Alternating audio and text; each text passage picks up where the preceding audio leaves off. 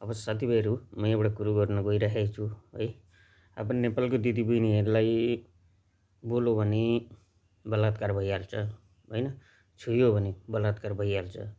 त्यसले भन्दा अब नेपालको दिदीबहिनीहरूलाई बिहा गर्न हुँदैन क्या, इन्डियातिर जानुपर्छ, पाकिस्तानतिर जानुपर्छ होइन, बङ्गलादेशतिर जानुपर्छ, श्रीलङ्कातिर जानुपर्छ है।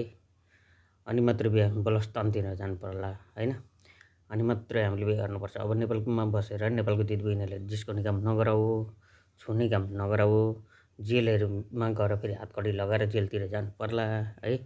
त्यसले गर्दा अब हामीले चाहिँ त्यही गर्नुपर्छ है। किनभने धेरै दाजुभाइहरू दिदीबहिनीहरूले फसाइरहेछन्। अब बोल्यो भने नि फसाइहाल्ने, हाँसो बोल्ने नि फसाइहाल्ने होइन, सिधा नजर लगायो भने फसाइहाल्ने, बस बलात्कार भनिदियो खलास होइन। त्यस कारण भन्दा हामी होसियार हुनुपर्छ। अब नेपालको दिदीबहिनीहरूलाई बिहा गर्न हुँदैन, नेपालको दिदीबहिनीहरूसँग बोलचाल गर्नु हुँदैन।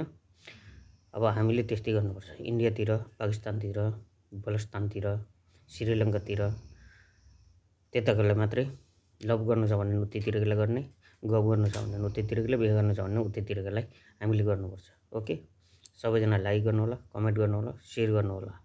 नभए त हामी छोरा मान्छे जति चाहिँ पुरा जेलमै भएर मात्रै थन्किने रहेछौँ। अब दिदीबहिनीको मात्रै राज चल्दैछ, पोथी मात्रै भएर त हुँदैन होला, भाले पनि चाहिन्छ, चल्ला त झिक्नु पऱ्यो।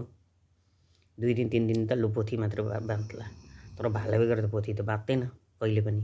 बाँच्ने बाँच्छ, तर ऊ त अनिवार्य चाहिन्छ भाले त होइन र। कि मैले गलत बोलेँ भने गलत भन्नु, सही भने सही भन्नु होला है। सबैजनाले लाइक गर्नु होला, कमेन्ट गर्नु होला, सेयर गर्नु होला यो भिडियो। ओके, दिदीबहिनी भाषामा ठक्क पुऱ्याइदिनु होला। ओके।